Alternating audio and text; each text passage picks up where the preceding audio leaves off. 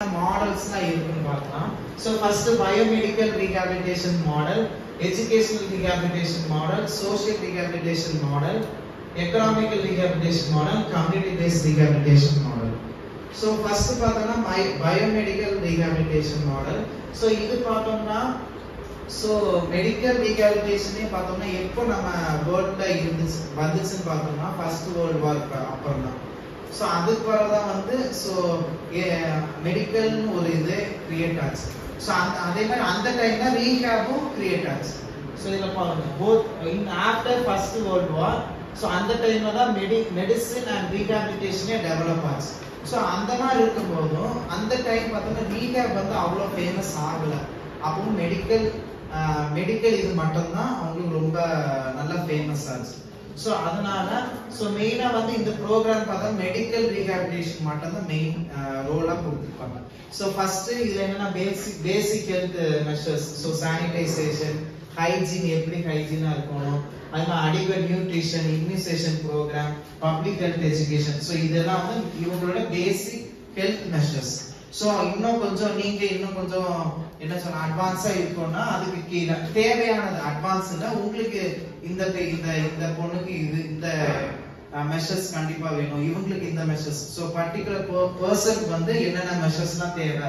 So genetic counselling, family planning, health education. So இதெல்லாம் இந்த model ஸ்கீல follow பண்றாங்க. சரியா? ஸோ அடுத்து பார்த்தோம்னா எஜுகேஷனல் ரீஹேபிலிட்டேஷன் மாடல். ஸோ இதுல பார்த்தோம்னா மெயினா டிசேபிள் ஆயிட்டாங்க. ஸோ அவங்களுக்கு எந்த மாதிரி படிக்கிறதுக்கு ஸோ எஜுகேஷன் எப்படி கொண்டு போகலாம், அவங்களுக்கு தனியா ஸ்கூல் இருக்கும். ஸோ அந்த மாதிரி கொண்டு போறது.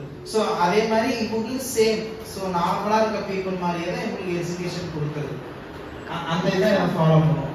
அதுதான் இதை சொல்லுவாங்க. அதே மாதிரி சில்ட்ரன்ஸ் வித் ஸ்பெஷல் நீட்ஸ்.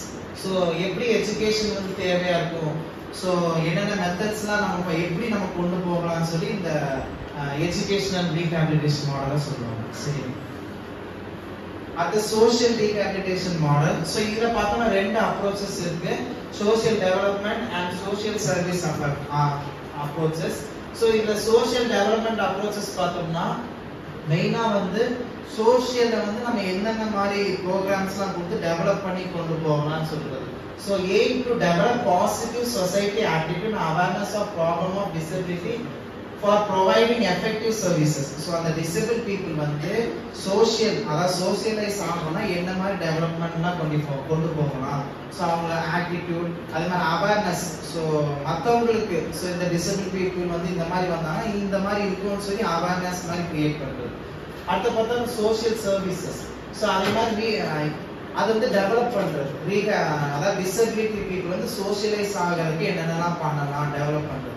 இன்னொன்று சோஷியலைஸ் ஆகிறதுக்காக என்னென்ன சர்வீசஸ் டிசபிள் பீப்புளுக்கு இருக்குன்னா மெயினா rehabilitation service, social and rehabilitation services தான் இதுல இருக்கு. சரியா? அடுத்த எக்கனாமிக்கல் ரீஹேபிலிட்டேஷன் மாடல். ஸோ இது பார்த்தா நம்ம ஆல்ரெடி பார்த்ததான் வொகேஷனல் ரீஹேபிலிட்டேஷன் ட்ரைனிங் கொடுத்தோம்னா கண்டிப்பா எக்கனாமிக்கல் ப்ராப்ளம்ஸ்ல அவங்கள நல்லா கொண்டு வரலாம். ஸோ எக்கனாமிக்கல் ப்ராப்ளம் நம்ம கம்மி பண்ணிட்டு அவங்க எக்கனாமிக்கல் ஸ்டேட்டஸ் இம்ப்ரூவ் பண்ணலாம். ஸோ மெயினான இவங்களோட ரோல் இதுதான். ஸோ அதாவது நிறைய டிசபிள் பீப்புள்லாம் பார்த்தோம்னா நம்ம தமிழ்நாட்டில் பார்த்தோம்னா சீக்கிரமா அவங்களுக்குலாம் நிறைய கவர்மெண்ட் ஜாப்லாம் கிடைக்கும்.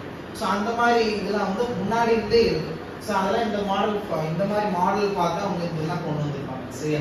டிசபிள் பீப்புள் சேலரி கம்மியாக இருக்கும், அந்த மாதிரி இல்லாமல் அவங்க கொஞ்சம் ஜாஸ்தியா, ஏன்னா அவங்கள நம்பி தான் அவங்க ஃபேமிலி இருக்கும். ஸோ அதனால அவங்களுக்கு இந்த மெயின் ரோலா கொடுத்து ஸோ அவங்களுக்கு ஈஸியாக அந்த ஒர்க் கிடைக்கிற மாதிரி பண்ணுவாங்க. சரியா?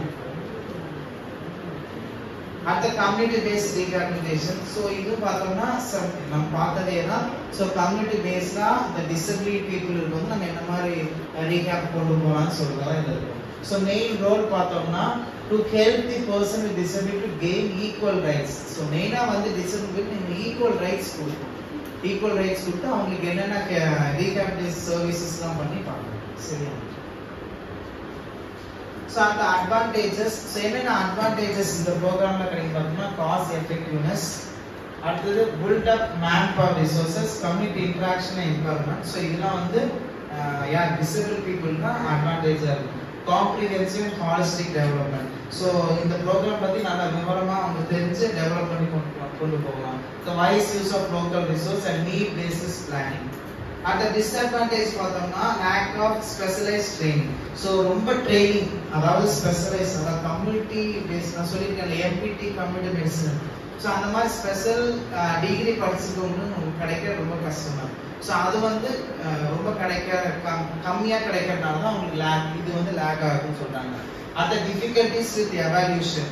ஸோ அதாவது டிசபிள் பீப்புள் எவால்யூட் பண்றது உங்களுக்கு கொஞ்சம் கஷ்டமா இருக்குன்னு சொல்றாங்க. அந்த problem in realizing centralization, at the limitation of local resource, lack of cooperation in coordination.